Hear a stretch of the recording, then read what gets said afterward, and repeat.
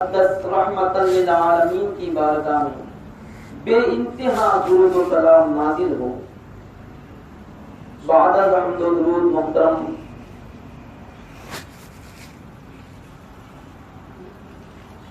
ذی الحجہ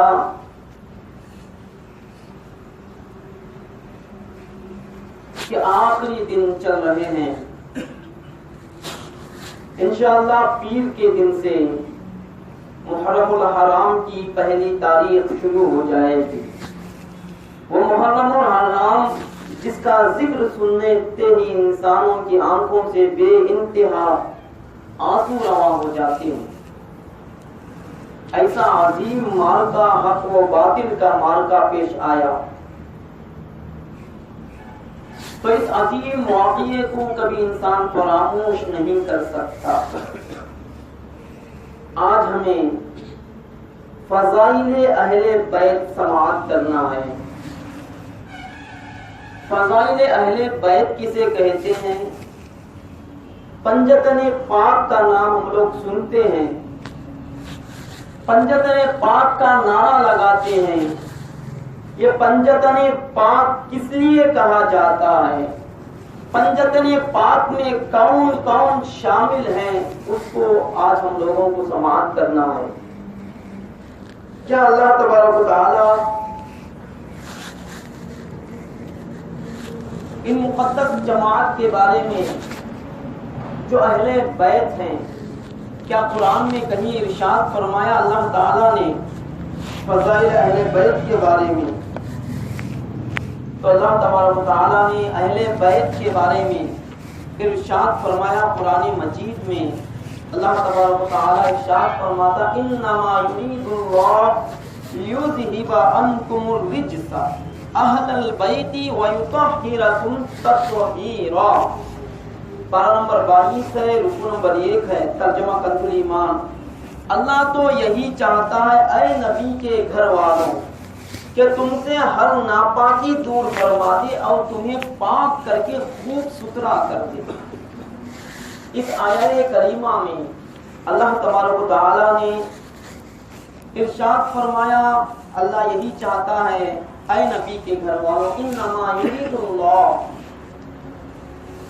لیذھب عنکم الرجس اہل البیت ویطہرکم تطہیرا، کہ تم سے ہر ناپاکی دور کرے اور تمہیں پاک کر کے خوب ستھرا کرے۔ تو یہاں پر اہل بیت سے مراد کون ہیں جن کے بارے میں اللہ نے کہا لیذھب عنکم الرجس اہل البیت؟ اہل بیت کون ہیں؟ دوسرا سوال، رجسا، عنکم الرجسا، یہ رجس ناپاکی کو کہتے ہیں۔ یہ رجس سے مراد کیا ہے؟ اہل البیت، اہل بیت سے مراد کون ہے؟ رجس سے مراد کون ہے؟ تو اس کو بہت سارے مفسرین نے الگ الگ طریقے سے بیان کیا، اور بہت سارے مفسرین کے حوالے سے یہ بیان کیا گیا کہ اہل البیت سے مراد اہل بیت ہیں، اور رجس سے مراد بہت ساروں نے ناپاکی مراد لی، اور بعض مفسرین نے گناہ مراد لیے، اور بعض مفسرین نے عذاب اور نجاستوں پر، اور رجس کا معنی شک بھی لیا گیا ہے۔ اور محترم سامعین کرام، تو معلوم ہوا اہل بیت کا ذکر قرآن میں موجود ہے۔ اب سوال پیدا ہوتا اہل بیت کا ذکر تو قرآن میں موجود ہے، ابھی اہل بیت میں کون کون داخل ہے اس کو ہم لوگوں کو سماعت کرنا ہے۔ آئیے سب سے پہلے امام اہل سنت سرکار اعلیٰ حضرت امام احمد رضا فاضل بریلوی کے چھوٹے بھائی حسن رضا بریلوی یوں ارشاد فرماتے ہیں کس زبان سے ہو بیان مدح شان اہل بیت، مدح گوئے مصطفیٰ ہے مدح پان اہل بیت، ان کی پاکی کا خدائے پاک کرتا ہے بیان، ان کی پاکی کا خدائے پاک کرتا ہے بیان، آیا تطہیر سے ظاہر ہے شان اہل بیت، آیا تطہیر سے ظاہر ہے شان اہل بیت، ان کے گھر میں بے اجازت جبرائیل آتے نہیں. کس کے گھر میں؟ اہل بیت کے گھر میں بے اجازت جبرائیل بھی نہیں داخل ہوتے. ان کے گھر میں بے اجازت جبرائیل آتے نہیں. قدر والے جانتے ہیں عزت و شان اہل بیت. پھول زخموں کو کھلائے ہیں. ہوائے دوست نے خون سے سینچا گیا ہے گلستان اہل بیت. خون سے سینچا گیا ہے گلستان اہل بیت. کس شقی کی ہے حکومت، ہائے کیا اندھیرا ہے. کس شقی کی ہے حکومت، ہائے کیا اندھیر ہے. دن دہاڑے لٹ رہا ہے کاروان اہل بیت. فاطمہ کے لاڈلے کا آخری دیدار ہے. فاطمہ کے لاڈلے کا آخری دیدار ہے. حشر کا ہنگامہ برپا ہے میان اہل بیت. گھر لٹانا سر کٹانا کوئی تجھ سے سیکھ لے. اللہ اکبر. گھر لٹانا سر کٹانا کوئی تجھ سے سیکھ لے. جانے عالم ہو فدا اے خاندان اہل بیت. اور آخری میں کہتے ہیں مولانا حسن رضا بریلوی، بے ادب گستاخ فرقے کو سنا دے اے حسن. بے ادب گستاخ فرقے کو سنا دے اے حسن. یوں بیاں کرتے ہیں سنی داستان اہل بیت. تو داستان اہل بیت کو اس نقشے میں کھینچا گیا. تو محترم سامعین کرام، انما یرید اللہ لیذھب عنکم الرجس اہل البیت. اہل بیت سے مراد کون ہیں؟ اور بعض اس سلسلے میں مفسرین کے اقوال مختلف ہیں. صحابہ، تابعین اور مفسرین نے، بڑی جماعت نے، ایک جماعت کا کہنا ہے کہ اہل بیت سے مراد آقا علیہ الصلوۃ والسلام، حضرت مولا علی شیر خدا، حضرت بی بی فاطمہ الزہرا خاتون جنت، حضرت حسن اور حضرت امام حسین رضی اللہ تعالی عنہم اجمعین ہیں. انہی 5 کو اہل بیت کہتے ہیں. اور آگے چلیں، اہل بیت اور کون کون داخل ہوتے اہل بیت میں، اور اللہ کی نبی صلی اللہ علیہ وسلم کی حدیث کہاں تک ہمیں رہنمائی کرتی ہے. یہ برکات آل رسول صفحہ نمبر 32 ہے. اور متعدد صحیح طریقوں سے ثابت ہے کہ آقا علیہ الصلوۃ والسلام تشریف لائے. آپ صلی اللہ علیہ وسلم کے ساتھ حضرت علی بھی تھے، حضرت فاطمہ الزہرا خاتون جنت تھیں، امام حسن تھے اور امام حسین رضی اللہ تعالی عنہم اجمعین ساتھ میں تھے. ہمارے پیارے نبی صلی اللہ علیہ وسلم کے ساتھ میں یہ چاروں ہیں. یہ ایک دوسرے کا ہاتھ پکڑے ہوئے ہیں. آقا علیہ الصلوۃ والسلام کاشانہ مبارکہ میں داخل ہوتے ہیں. داخل ہونے کے بعد حضرت علی و فاطمہ الزہرا کو ایک طرف بٹھاتے ہیں اپنے پاس میں، اور حضرت امام حسن، امام حسین جو چھوٹے سے بچے ہیں ان کو اپنی رانی مبارک پر، زانوئے مبارک پر بٹھاتے ہیں. بٹھانے کے بعد ایک کملی جو ہوتی ہے، ایک چادر جو ہوتی ہے، چادر مبارکہ لپیٹتے ہوئے یہ آیت ارشاد فرماتی ہے، انما یخشی اللہ من انما یرید اللہ لیذھب عنکم الرجس اہل البیت ویطہرکم تطہیرا. اللہ تو یہی چاہتا اے نبی کے گھر والوں کہ تم سے ہر ناپاکی دور فرما دے اور تمہیں پاک کر کے خوب ستھرا کرے. تو اہل بیت کے بارے میں آقا علیہ الصلوۃ والسلام کی حدیث سنی ہم لوگوں نے، اور ایک روایت میں یوں فرمایا، اللہم ہؤلاء اہل بیتی فاذھب عنہم الرجس وطہرہم تطہیرا. یا اللہ یہ میرے اہل بیت ہیں، ان سے ہر قسم کی ناپاکی دور فرما اور انہیں خوب پاک کر دے. تو ہمارے نبی صلی اللہ علیہ وسلم نے ارشاد فرمایا، اور یہاں تک ہی محدود نہیں ہے. چادر مبارکہ میں چاروں کو لینے کے بعد آیت کریمہ تلاوت کیے. وہاں پر ام المؤمنین حضرت ام سلمہ رضی اللہ تعالی عنہا بھی تھیں.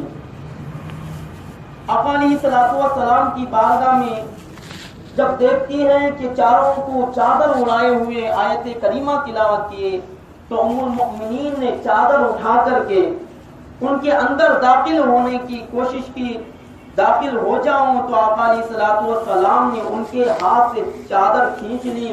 میں نے عرض کیا یا رسول اللہ صلی اللہ علیہ وسلم میں بھی آپ کے ساتھ ہوں، تو آقا علیہ الصلوۃ والسلام نے فرمایا، نبی اکرم صلی اللہ علیہ وسلم نے فرمایا کہ ازواج میں سے تم بھی ہو۔ اور آگے بڑھے تو متعدد طریقوں سے یہ بیان کیا جاتا ہے کہ اہل بیت میں کون کون مراد ہیں۔ متعدد حوالے سے ہم لوگوں نے سماعت کیا اور سماعت کرنا بھی ہے۔ اور جو 5 ہیں، حضرت علی، حضرت فاطمہ الزہرا، امام حسن، امام حسین، آقا علیہ الصلوۃ والسلام جو پہلا نام آتا ہے، انہی 5 کو پنجتن پاک کہتے ہیں، انہی 5 کو پنجتن پاک کے نام سے یاد کرتے ہیں۔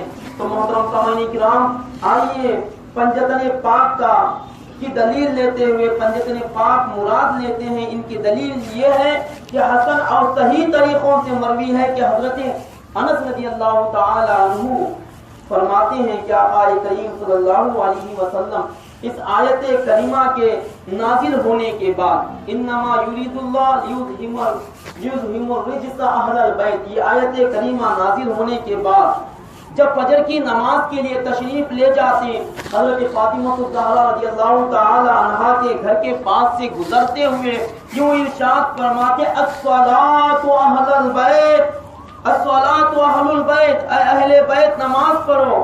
پھر یہ آیت کریمہ تلاوت کرتے، انما یرید اللہ۔ اور اس کے بعد سوال پیدا ہوتا، آقا علیہ الصلوۃ والسلام آیت کریمہ نازل ہونے کے بعد جب آپ فجر کی نماز کے لیے گزرتے تو اس وقت کہتے، الصلاۃ اہل البیت، اے اہل بیت اٹھو نماز پڑھو۔ تو اس سے بھی یہ ثابت ہوتا ہے کہ اہل بیت سے مراد حضرت علی، فاطمہ الزہرا، امام حسن، امام حسین ہے۔ اس لیے آقا علیہ الصلوۃ والسلام نے کہا الصلاۃ اہل البیت۔ اور اس کے بعد یہ آیت کریمہ تلاوت کرتے، انما یرید اللہ۔ اب سوال پیدا ہوتا ہے، یہ کتنے دنوں تک اسی طرح کرتے رہے؟ کیا پوری زندگی جب بھی آقا علیہ الصلوۃ والسلام فاطمہ الزہرا کے گھر کے پاس سے گزرتے تو اس وقت یہ اعلان کرتے یا چند دنوں کے لیے یہ اعلان کرتے؟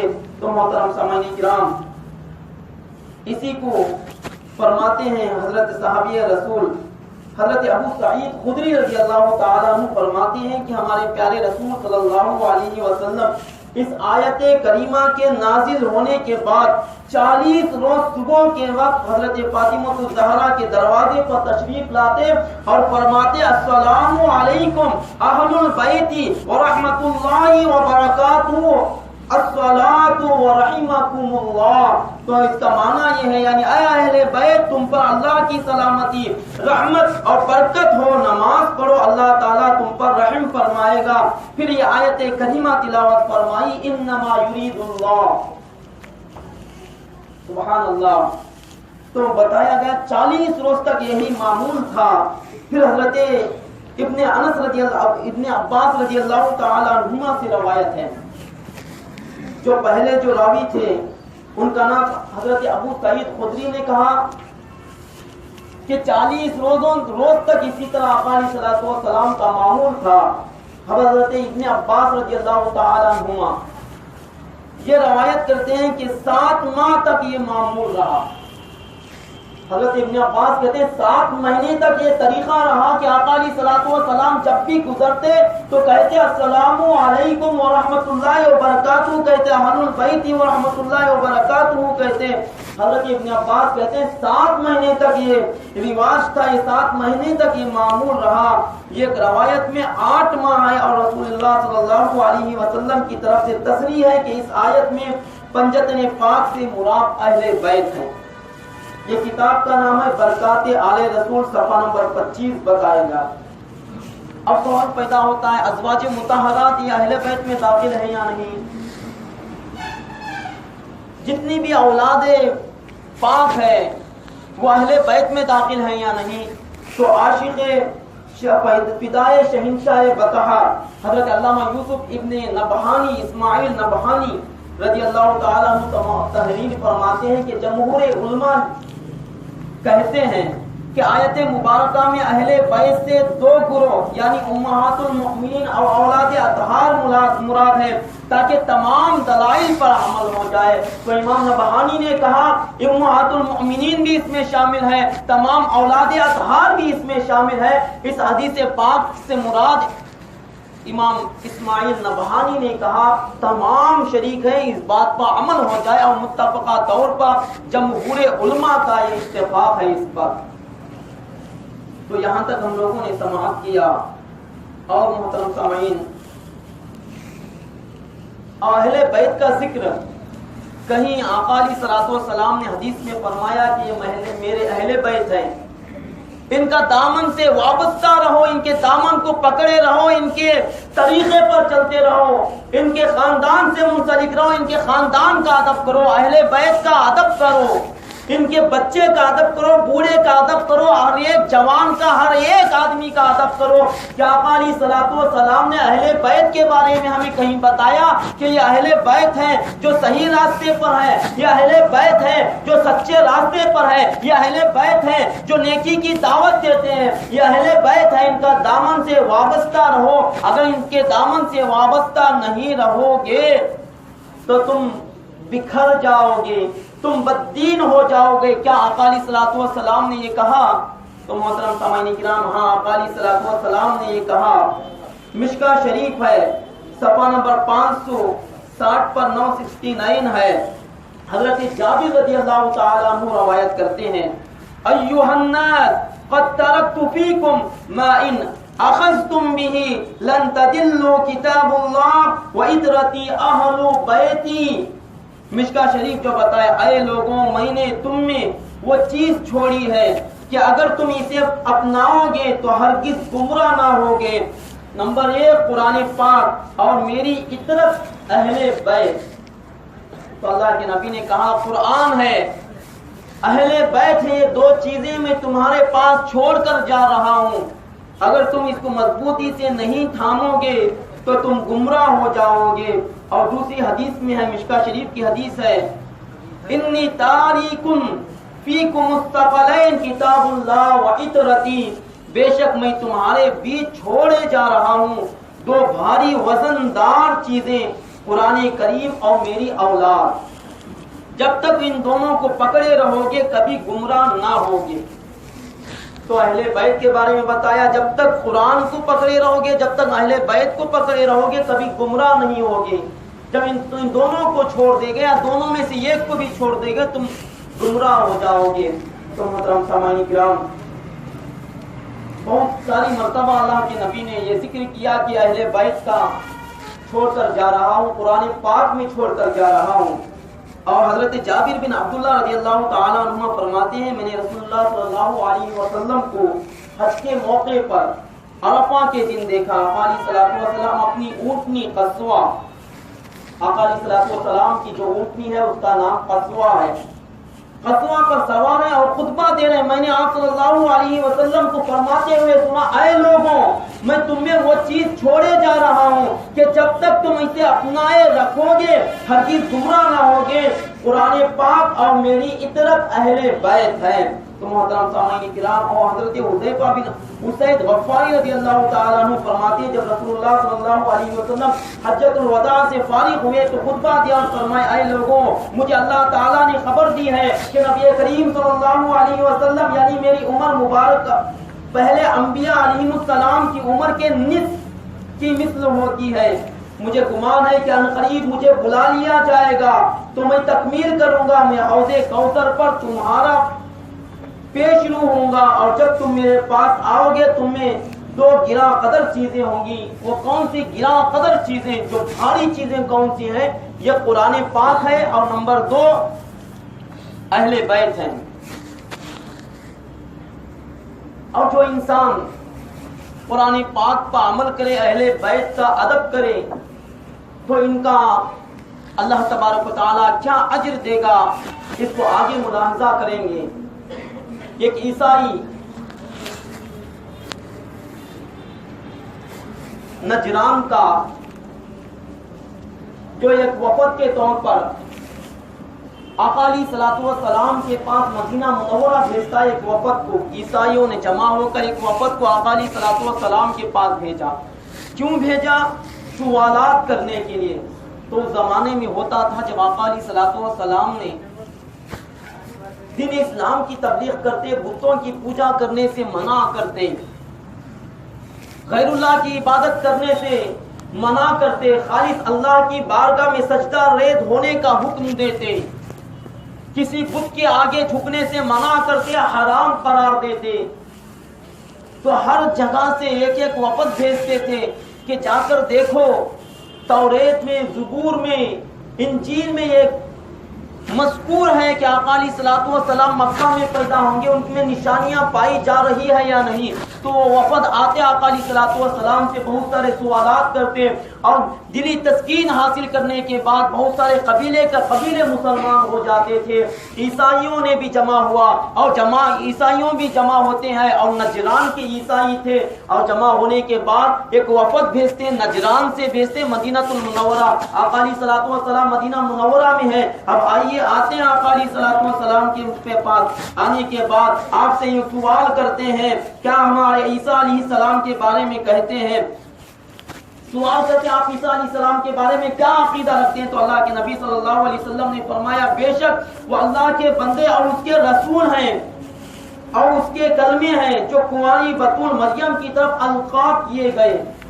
جب یہ سنتا ہے ایک بندے، اللہ کے بندے اور اس کے رسول ہیں، تو عیسائی کیا مانتے ہیں؟ اللہ کا بیٹا مانتے ہیں. یہ ابن اللہ کہتے ہیں، اللہ کا بیٹا تسلیم کرتے عیسیٰ علیہ السلام کو.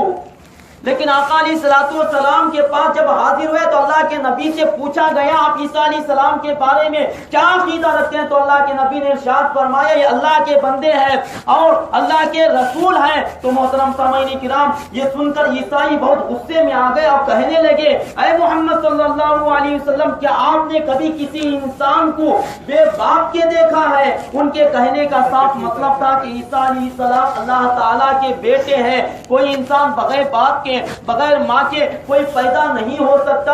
اسی طرح عیسیٰ علیہ السلام بغیر باپ کے کیسا پیدا ہو گئے؟ تو محترم سامعین کرام، آقا علیہ الصلوۃ والسلام نے یہ ارشاد فرمایا ایسا ہی سن لے، تو یہ کہتا عیسیٰ علیہ السلام میں کہتا ہوں بغیر باپ کے پیدا ہوئے، لیکن تمہارا یہ عقیدہ ہے کہ اللہ کے بیٹے عیسیٰ علیہ السلام، یہ عقیدہ غلط ہے.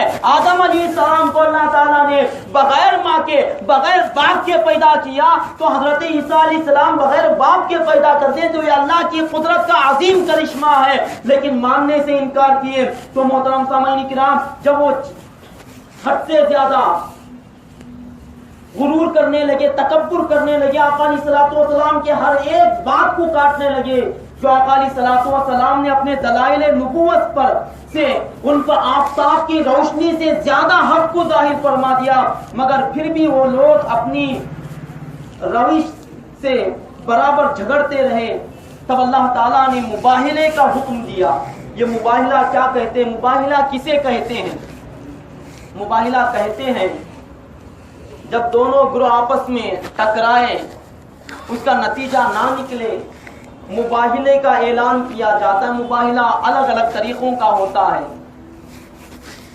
ایک مباہلہ یوں ہوتا ہے کہ تم بھی حاضر ہو جاؤ، ہم بھی حاضر ہوتے ہیں،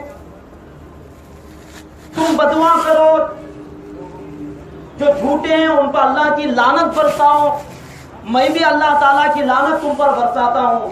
تو محترم سامعین کرام، یہ مباہلہ ہوا. تو آقا علیہ الصلوۃ والسلام کو اللہ نے قرآن میں ارشاد فرمایا، اللہ تبارک و تعالیٰ نے مباہلے کا حکم دیتے ہوئے یوں ارشاد فرمایا اے محبوب صلی اللہ علیہ وسلم فمن حاجک فیہ من بعد ما جاءک من العلم فقل تعالوا ندعو ابناءنا وابناءکم ونساءنا ونساءکم وانفسنا وانفسکم ثم نبتہل فنجعل لعنت اللہ علی الکاذبین. پارہ نمبر 3 ہے، رکوع نمبر 14 ہے، آیت نمبر 61 ہے. یعنی اے میرے حبیب صلی اللہ علیہ وسلم، جب لوگ تم سے حضرت عیسیٰ علیہ السلام کے بارے میں جھگڑا کریں جبکہ تمہارے پاس اس کا علم آ چکا ہے، تو اے محبوب صلی اللہ علیہ وسلم ان سے فرما دو کہ آؤ ہم بلائیں اپنے بیٹوں کو اور تمہارے بیٹوں کو اور اپنی عورتوں کو اور تمہاری عورتوں کو اور اپنی جانوں کو اور تمہاری جانوں کو پھر ہم مباہلہ کریں، یعنی گڑ گڑا کر دعائیں اور جھوٹوں پر اللہ کی لعنت کریں۔ قرآن نے مباہلے کا حکم دیا ہمارے نبی کو، تو محترم سامعین کرام انہوں نے جھٹلایا۔ اس کے بعد کتابوں میں آیا ہے صبح یا 3 دن کے بعد آقا علیہ الصلوۃ والسلام نے حضرت علی رضی اللہ تعالیٰ عنہ شیر خدا، شاہ مردہ، شیر یزدہ، قوت پروردگار، لا فتح الا علی، لا سیف الا ذوالفقار، مولا علی شیر خدا کو لیتے ہیں، بی بی فاطمہ الزہرا خاتون جنت کو اپنے ساتھ میں لیتے ہیں، امام حسین رضی اللہ تعالیٰ عنہ، امام حسن کو اپنے ساتھ لیتے ہیں، بی بی فاطمہ امام حسن اپنے ہاتھ میں لیتے ہیں، امام حسین انگلی پکڑے ہوئے دستے مبارک کو انگلی پکڑے ہوئے آ رہے ہیں، حضرت علی اور فاطمہ الزہرا پیچھے آ رہے ہیں۔ جب آگے آتے ہیں تو محترم سامعین کرام یہ ایسا واقعہ ہے، نجران کے جتنے بھی بڑے بڑے پادری تھے، جتنے بھی عیسائی تھے، اس وقت کے بڑے بڑے جتنے بھی ان کے عالم تھے، ایک جگہ تمام جمع ہو گئے۔ آقا علیہ الصلوۃ والسلام بھی جمع ہوئے، اپنے گھر والوں کو ساتھ میں لے کر آئے، وہ بھی بڑی تعداد میں جمع ہو گئے۔ تو محترم سامعین کرام عیسائیوں کے ایک بڑے گرو نے کہا یہ دیکھتا کیا ہوں میں، وہ چہرے نورانی چہرے والے ہیں، آقا علیہ الصلوۃ والسلام پر نور ٹپک رہا ہے۔ حضرت علی فاطمہ الزہرا کو دیکھ کر، حضرت علی رضی اللہ تعالیٰ عنہ کو دیکھتے ہیں، فاطمہ الزہرا کو دیکھتے ہیں، بچوں کو دیکھ کر وہ عیسائی کہتا ہے کہ یہ بڑے خوش نصیب ہیں، ان کے چہروں پر نور کی برسات ہے، اگر ان کے ساتھ مباہلہ مت کرو، اگر تم ان کے ساتھ مباہلہ کرو گے، اگر یہ اللہ تعالیٰ کی بارگاہ میں گڑ گڑا کر یہ دعا کرے اے پروردگار عالم یہ پہاڑ کو کھسا دے، یہ پہاڑ کو ہٹا دے، تو ان کی دعاؤں کی تاثیر یہ ہے، ان کی دعاؤں میں یہ برکت ہے، یہ طاقت ہے ان کی دعاؤں میں، اگر یہ دعا کر دے یہ پہاڑ کو کھسا دے، ہٹا دے، تو اللہ ان کی دعاؤں کی برکت سے ان پہاڑوں کو کھسا دے گا۔ اگر ہماری قوم کے بارے میں اگر یہ بدعا کر دے تو ہماری قوم نیست و نابود ہو جائے گی۔ اے عیسائیوں میرا کہنا مانو، مباہلہ کرنا چھوڑ دو۔ تو محترم سامعین کرام اسی طرح ہوا، تمام لوگوں نے مل کر کے مباہلہ کرنے سے انکار کیا اور جزیہ دے کر کے انہوں نے آزاد ہونا پسند کیا۔ تو محترم سامعین کرام اس وقت آقا علیہ الصلوۃ والسلام نے کیا ارشاد فرمایا؟ جب مباہلہ کے لیے آئے ان کے پادری نے بڑی بات کہی، اگر یہ دعا کر دے پہاڑ ہٹ جائیں گے، اگر حکم دے زمین پھٹ سکتی ہے، اگر یہ حکم دے تو خاندان برباد ہو سکتا ہے، ہماری نسل عیسیٰ نصرانی پوری نسل ختم ہو جائے گی۔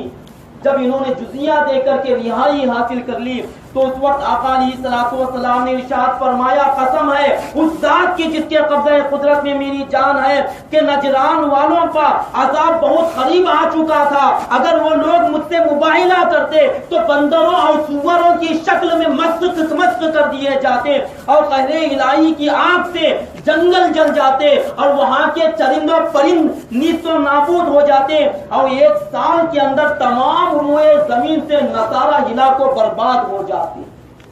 اللہ اکبر! جو آقا علیہ الصلوۃ والسلام نے کہا حق ہے، پتھر کی لکیر ہے۔ تو آقا علیہ الصلوۃ والسلام نے یہ کس کتاب میں؟ تفسیر ابن کثیر ہے، جلد 2 میں صفحہ نمبر 488 ہے، 80 پر 8 ہے، وہ خازن ہے، وہ مدارک ہے، جلد اول ہے، صفحہ نمبر 42 ہے، 40 پر 2 ہے۔ تو محترم سامعین کرام تو اس وقت بھی مباہلہ کے وقت بھی آقا علیہ الصلوۃ والسلام نے حضرت علی، حضرت فاطمہ الزہرا، امام حسن، امام حسین کو ساتھ لے کر آئے تو اہل بیت میں یہ داخل ہیں، اسی لیے انہیں پنجتن پاک کہا جاتا ہے۔ اور بہت سارے کوئی انسان یہ اختلاف کر سکتا ہے، جب اللہ کے نبی صلی اللہ علیہ وسلم صحابہ کرام کو چھوڑ کر کے صرف حضرت علی یہ چاروں کو لے کر آئے تو یہ اہل بیت ہیں، ہم دوسرے صحابہ کی کیوں تعریف کریں، ہم دوسرے صحابہ کیوں مانیں؟ تو محترم سامعین کرام ہم صرف پنجتن پاک نہیں مانیں گے تو ایسا عقیدہ رکھنا سراسر ضلالت و گمراہی ہے۔ کہ ہم دوسرے صحابہ کو نہیں مانتے ہیں، صرف پنجتن پاک کو مانتے ہیں، ایسا عقیدہ رکھنا بھی ضلالت ہے اور گمراہی ہے۔ اور بعض صحابہ کرام نے جو قربانیاں اسلام کے لیے پیش کی ہیں، احد ہے، بدر کا میدان ہے، بہت سارے غزوات و جنگیں ہیں، اس کی شاہد و عادل ہیں جو صحابہ کرام نے لڑی ہیں اور اسلام کے لیے انہوں نے اپنی جانوں کے نذرانے کو نچھاور کر دیا۔ تو محترم سامعین کرام، اور بہت سارے جب ہم لوگ کتابوں کا مطالعہ کریں گے تو اہل بیت میں بہت سارے حضرات داخل ہوتے ہیں، اور اہل بیت کے بارے میں ہم لوگوں نے سماعت کیا، اور آخری میں بہت ساری باتیں ایسی ہوتی ہیں جو چھوٹ جاتی ہیں۔ آقا علیہ الصلوۃ والسلام جو اہل بیت کے بارے میں اللہ نے ان کی تعریف کی، اہل بیت کی کس طرح تعریف کی؟ حسنین کریمین بیمار ہو گئے، جب حسنین کریمین بیمار ہوئے، صحابہ کرام تشریف لائے ان کی عیادت کے لیے۔ صحابہ کرام نے حضرت علی سے یہ مشورہ کیا، اے علی رضی اللہ تعالیٰ عنہ، ایک نذرانہ اللہ کی بارگاہ میں ایک نظر مان لو، جب یہ ٹھیک ہو جائے تو میں روزے رکھوں گا یا میں کچھ کروں گا۔ تو محترم سامعین کرام، آج بھی ہمارا یہی دستور ہے، یہی ہمارا عقیدہ ہے۔ ہمارے گھر میں کوئی بچہ بیمار پڑ جاتا ہے، اس کے نام سے ہم بکرا یا بکری کو صدقہ کرتے ہیں، یا اس کے نام سے ہم لوگ کسی کو صدقہ کرتے ہیں، اللہ اسی صدقے کی برکت سے بچے کو شفا یاب کرتا ہے۔ تو محترم سامعین کرام، مولا علی مشکل کشا شیر خدا نے بھی یہی کیا کہ اللہ تبارک و تعالی حسنین کریمین بیماری سے افاقہ پائے، اچھے ہو جائیں گے تو ہم تمام گھر والے مل کر 3 روزے رکھیں گے۔ جب تینوں اچھے ہو گئے، تینوں روزے رکھے گئے تو پہلا روزہ رکھتے ہیں، ان کے پاس افطاری کے لیے کوئی چیز نہیں تھی۔ اللہ اکبر، وہ کیا نورانی گھرانہ تھا جن کے پاس کوئی چیز نہیں ہے۔ تو محترم سامعین کرام، اس سے مطلب یہ نہیں ہے کہ وہ فقیر تھے یا غریب تھے، لیکن انہوں نے اسی چیز کو پسند کیا تھا۔ آقا علیہ الصلوۃ والسلام نے ارشاد فرمایا، میں اگر چاہتا سونے چاندی کے پہاڑ میرے پیچھے پیچھے چلتے۔ اللہ اکبر، محترم سامعین کرام، اللہ کے نبی نے ارشاد فرمایا اگر میں چاہتا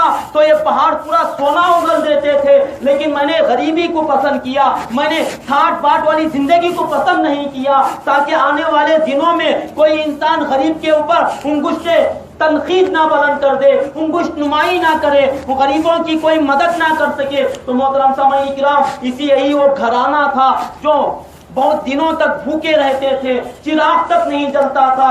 اللہ اکبر، مولا علی مشکل کشا رضی اللہ تعالیٰ عنہ نے ایک یہودی شمعون نام بتایا گیا، شمعون یہودی سے چند سے بطور قرض جو لیتے ہیں، جو کا آٹا لانے کے بعد اسے روٹیاں بنائی گئی۔ افطار کا وقت تھا، عین افطار کے وقت میں افطار کرنے ہی والے تھے، ایک فقیر کی صدا آتی ہے باہر سے، اے اہل بیت میں بھوکا ہوں، میں پیاسا ہوں، اہل بیت میری مدد کرو، مجھے جو بھی ہو مجھے روٹی کھلاؤ۔ تو محترم سامعین کرام، اہل بیت میں سے افطار کے لیے بیٹھے ہوئے تھے، سب اٹھتے ہیں، اپنی اپنی روٹی لے جا کر کے اس غریب کو کھلا دیتے ہیں۔ جب اسی طرح دوسرا روزہ بھی رکھتے ہیں، دوسرے روز افطار کے وقت میں اسی طرح سے صدا آتی ہے غریب کی، فوراً اسی لے جا کر کے وہ روٹیاں دے دیتے ہیں۔ اور جو بچا ہوا جو کا آٹا تھا، تیسرے روز میں بھی بھوکے تھے، روزے دار تھے، روزے سے تھے، تیسرے روز بھی فقیر کی صدا سنتے، اے اہل بیت میں بھوکا ہوں، میں پیاسا ہوں، مجھے کھلاؤ۔ تو اہل بیت تیسرے دن بھی اپنی روٹیاں بنائی ہوئی روٹیوں کو لا کر کے اس غریب کو دیتے تھے۔ 3 دنوں تک مسلسل روزے سے رہے، نہ کچھ کھایا نہ کچھ پیا۔ تو محترم سامعین کرام، تمام روٹیاں سائل کو عطا فرما دی اور صرف پانی پی کر روزہ اختیار کیا۔ تو اہل بیت رسول صلی اللہ علیہ وسلم کی شان میں یہ آیت مبارکہ نازل ہوئی، وَيُطْعِمُونَ الطَّعَامَ عَلَى حُبِّهِ مِسْكِينًا وَيَتِيمًا وَأَسِيرًا إِنَّمَا نُطْعِمُكُمْ لِوَجْهِ اللَّهِ لَا نُرِيدُ مِنكُمْ جزاء ولا شکورا۔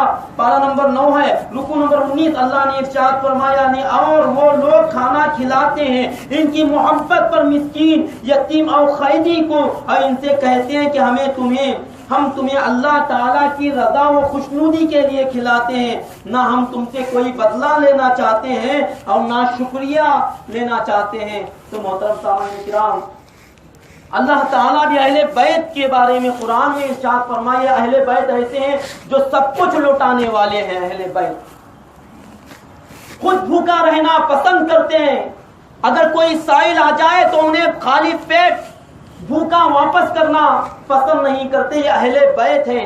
آج بھی جو بھی اہل بیت اس دنیا میں جو ان کے گھرانے سے تعلق رکھتے ہیں، آج بھی وہ سخاوت کا دروازہ اوپن رکھتے ہیں، دروازہ کھلا ہوا رکھتے ہیں۔ جتنے بھی اولیاء اللہ ہیں وہ سخاوت کرتے ہیں، کسی سے لیتے نہیں بلکہ وہ خود دیتے ہیں۔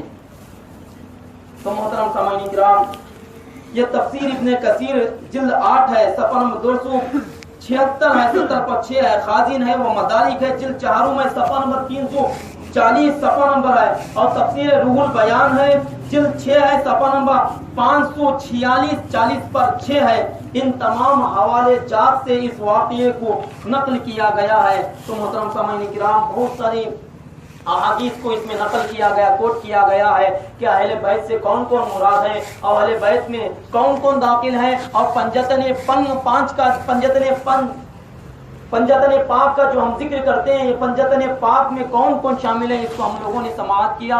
اور حضرت مولا علی شیر خدا رضی اللہ تعالیٰ عنہ کی عظیم شان ہے کہ آقا علیہ الصلوۃ والسلام جب نماز عصر ادا کر چکے تھے، جب آقا علیہ الصلوۃ والسلام زانوئے علی پر آرام فرما رہے تھے، مولا علی مشکل کشا دیکھتے کیا ہے، آقا علیہ الصلوۃ والسلام آرام فرما رہے ہیں، ایک طرف ایک نگاہ سورج کی طرف کرتے ہیں، ایک نگاہ آقا علیہ الصلوۃ والسلام کی طرف دیکھتے ہیں کہ اللہ کے نبی نے تو عصر کی نماز ادا فرمائی، لیکن میری نماز قضا ہو رہی ہے۔ اللہ تعالیٰ اسی عصر کی نماز کے بارے میں ارشاد فرماتا، حافظوا علی الصلوات والصلاۃ الوسطی، بیچ نماز کی حفاظت کرو، محافظت کرو۔ تو مولا علی مشکل کشا دیکھتے کیا ہے، سورج ڈوب گیا، عصر کی نماز قضا ہو چکی، مولا علی مشکل کشا کی آنکھوں سے آنسو جاری ہو گئے۔ آقا علیہ الصلوۃ والسلام بیدار ہوتے ہیں، پوچھتے اے علی کس چیز نے تمہیں رلایا؟ تو حضرت مولا علی شیر خدا رضی اللہ تعالیٰ عنہ ارشاد فرماتے ہیں، یا رسول اللہ صلی اللہ تعالی علیہ وسلم، آپ نے تو نماز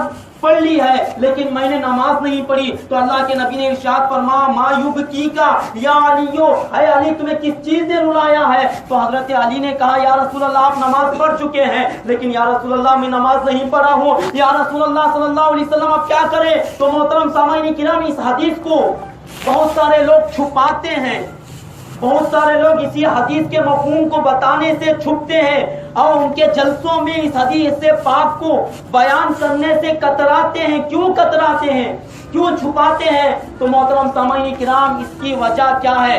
حدیث پاک سماعت کریں۔ مولا علی مشکل کشا نے کہا، یا رسول اللہ نماز قضا ہو گئی میری، سورج ڈوب چکا ہے۔ تو اللہ کے نبی صلی اللہ علیہ وسلم جو ہم مالک و مختار سمجھتے ہیں، آقا علیہ الصلوۃ والسلام کو اللہ تعالیٰ نے مالک کل بنایا ہے۔ شاعر کہتے ہیں خالق کل نے آپ کو مالک کل بنا دیا، دونوں جہاں ہیں آپ کے قبضہ و اختیار میں۔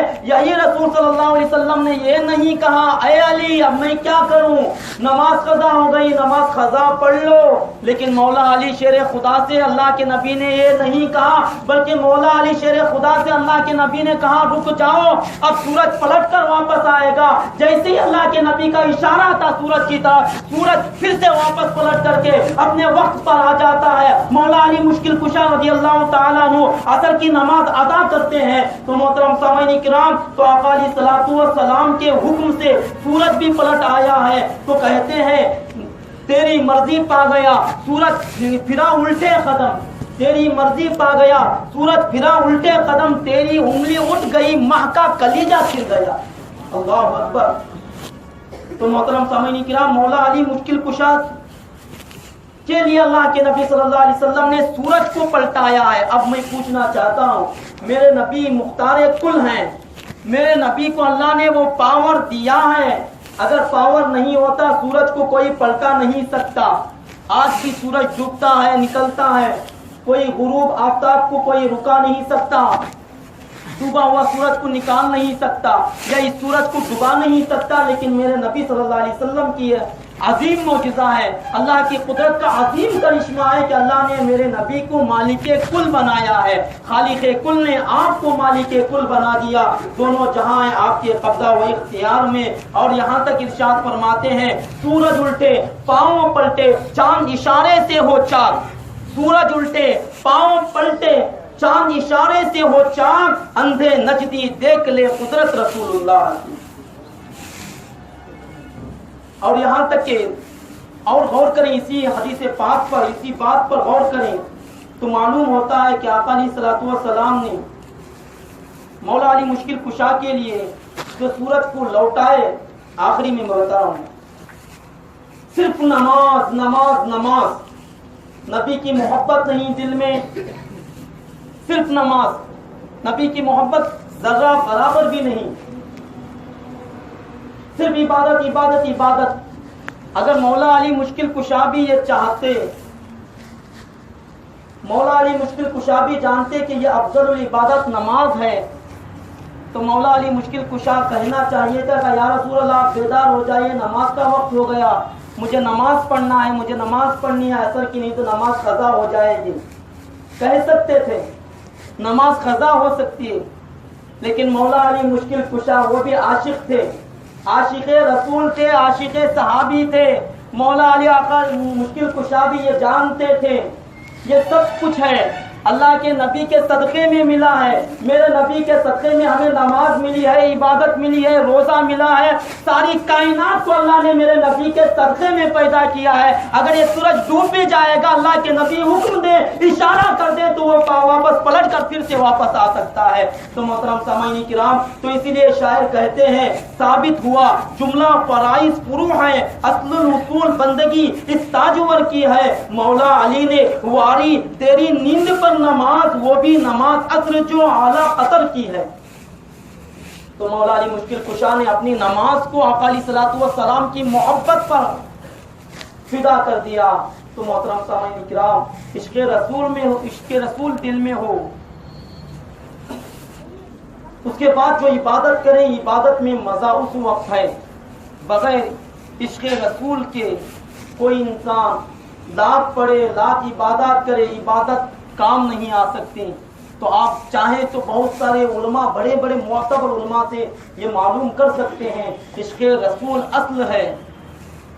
عشق رسول آ گیا، ہم نبی کے عاشق کہنے والے نبی کے عاشق ہو گئے، تو عاشق کبھی اپنے محبوب کہ ہر ایک ادا پر عمل کرنے کی کوشش کرتا ہے۔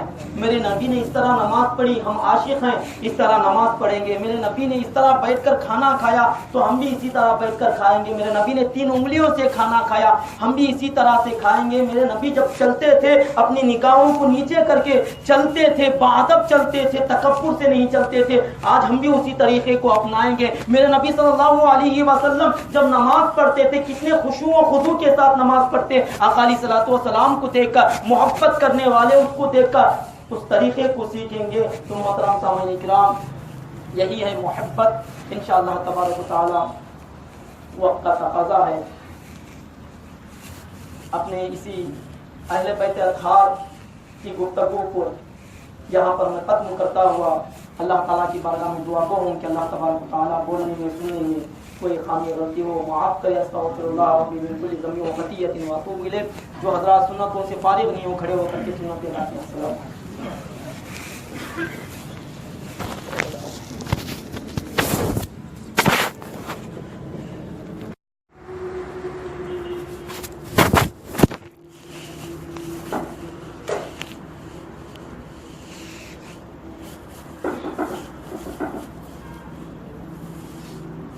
علیکم۔